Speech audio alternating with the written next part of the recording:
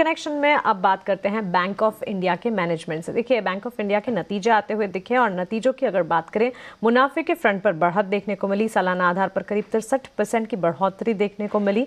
2374 करोड़ पर कंपनी का मुनाफा पोस्ट हुआ और साथ ही नेट इंटरेस्ट इनकम की अगर बात करें, करीब 4% की बढ़त नेट इंटरेस्ट इनकम के फ्रंट पर भी देखने को मिली। 5986 करोड़ पर नेट इंटरेस्ट इनकम के आंकड़े देखे। एनपीएस में कमी रही और ओवरऑल अगर देखें तो बैंक ऑफ इंडिया के स्ट्रक्चर पर, नतीजों पर, दूसरी तिमाही के नतीजे और ग्रोथ आउटलुक पर बात करना बेहद जरूरी है। चर्चा के लिए हमारे साथ अब कंपनी का मैनेजमेंट, बैंक ऑफ इंडिया के मैनेजमेंट एमडी और सीईओ रजनीश कर्नाटक जुड़ गए हैं। रजनीश जी, स्वागत है आपका ईटी नाउ स्वदेश पर। अपना समय देने के लिए शुक्रिया। सबसे पहले तो आपके नेट इंटरेस्ट मार्जिन से ही शुरुआत करते हैं। ऑलमोस्ट 25 बेसिस पॉइंट्स का एक ब्लिप यहाँ पर देखने को मिला during the quarter. Cost of deposit की अगर बात करें, वहाँ राइजिंग ट्रेंड है और साथ ही नेट इंटरेस्ट मार्जिन को अगर देखें, वहां पर ओवरऑल आउटलुक किस तरह का बनता हुआ दिख रहा है और क्या फैक्टर्स रहे नतीजों पर आपका आउटलुक? फर्स्ट टेक बताएं। नेट इंटरेस्ट मार्जिन, हमारा जो ग्लोबल नेट इंटरेस्ट मार्जिन है 2.80 पे हमने शो करा है सितंबर में। अगर आप फर्दर उसके अंदर देखेंगे तो इन दी प्रेजेंटेशन, तो आप देखेंगे कि हमारा जो डोमेस्टिक निम है वो 3.14% है, वो क्वाइट हेल्दी है अभी भी। और जो इंटरनेशनल निम है वो 1.17%। तो अगर हमारी बुक देखेंगे आप ओवरऑल बैंक ऑफ इंडिया की, तो 85% of our global book is domestic book and 15% of the book is international book. क्योंकि इंटरनेशनल बुक में निम्स कम होते हैं, इसलिए ओवरऑल ग्लोबल निम 2.80 पे आ रहा है। However, as I said that our domestic NIM is at 3.14%। जहां तक इंटरेस्ट कॉस्ट की बात है, हाँ, deposit cost has gone up और वो continuously quarter on quarter rise कर रही है। This has in some way impacted the overall NIM. Bank के कुछ इम्पैक्ट करे हैं उसने, बट फाइनली हमारा जो कॉस्ट ऑफ जो यील्ड ऑन एडवांसेस है वो भी इंप्रूव हो रही है। एंड इफ यू सी, हमने जब से रेपो रेट इंक्रीज हुआ है 6.25 से 6.5% बाय आरबीआई इन जनवरी 2023 और उसके बाद से कोई कट नहीं आया है, तब से हमने अपने एमसीएलआर को इंक्रीज करा है बाय नियरली 60 बेसिस पॉइंट। हमारा एमसीएलआर इंक्रीज हुआ है 8.40 से बढ़ के वो आज की डेट में 1 ईयर एमसीएलआर 9% पे है। सो ऑब्वियसली जो हमने आगे फ्रंट लोडिंग करी है अपने एमसीएलआर के रेट्स की, उससे हमारे यील्ड ऑन जो एडवांसेस है वो फर्दर आने वाले क्वार्टर में इंप्रूव होंगे।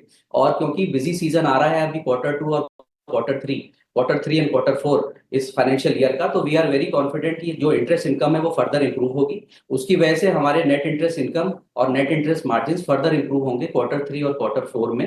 And we are very confident जो हमारा जो ग्लोबल निम है for the financial year 25 should settle at around 2.90%।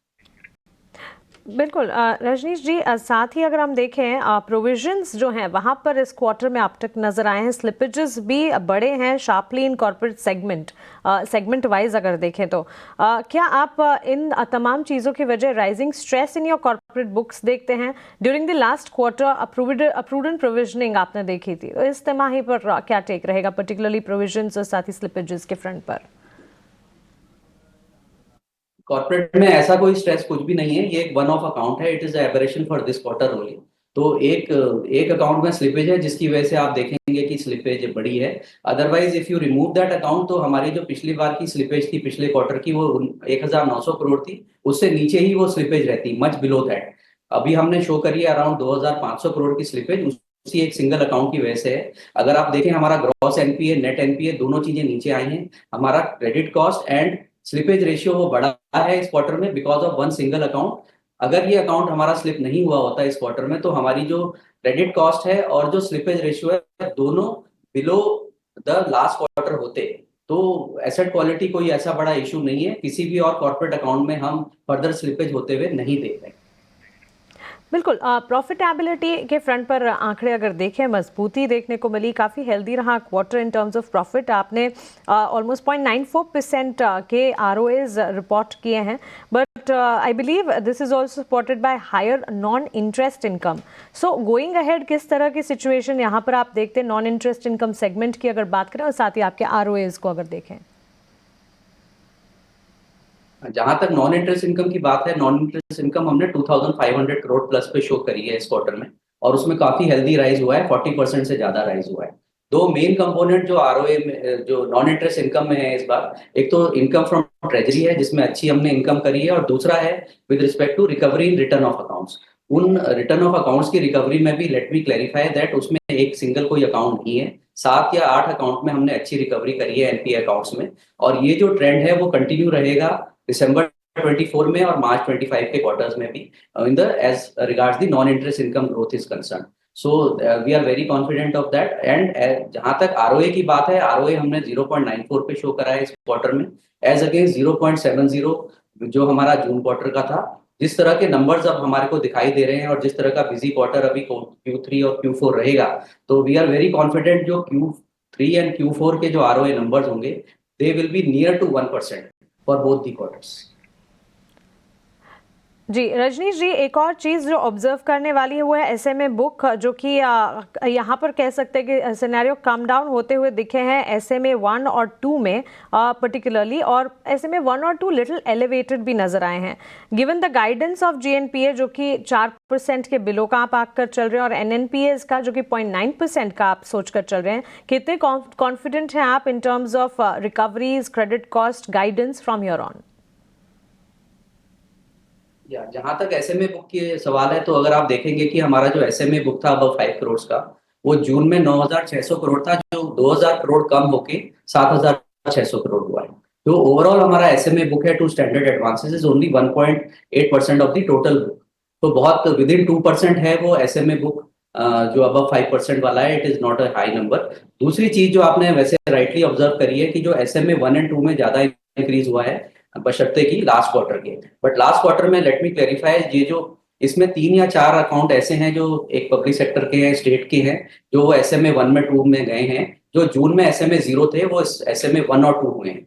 But ये अकाउंट जो हैं they are backed by securities, asset backed accounts हैं, कैश फ्लोज हैं इनमें और गारंटीज भी हैं, and we are very confident will be some overdues but they should remain to continue in the SMA category.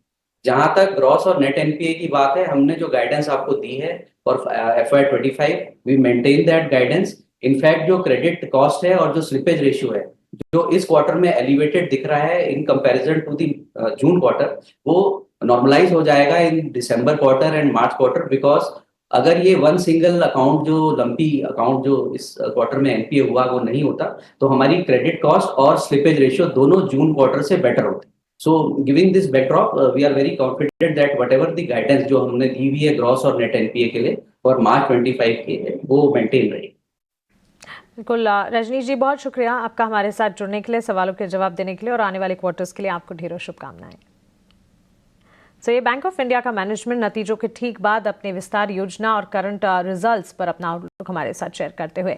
लेकिन जहां अक्टूबर पूरा महीना चॉपी ट्रेड का रहा भारतीय बाजार के लिए, म्यूचुअल फंड फ्लोज के जो ताज़ा डेटा आए वो काफ़ी इंटरेस्टिंग रहे। 41,887 करोड़ के म्यूचुअल फंड फ्लोज के साथ कह सकते हैं कि रिकॉर्ड लार्जेस्ट मंथली फ्लो यहाँ पर देखने को मिला। इसमें सेक्टोरल और थीमेटिक फंड्स जो हैं वो काफ़ी डिमांड में रहे। अब जब अक्टूबर में म्यूचुअल फंड फ्लो इतने दमदार हैं, तो म्यूचुअल फंड्स ने क्या खरीदा क्या बेचा, ये अगर आपको पता चल जाए तो कितना इंटरेस्टिंग होगा।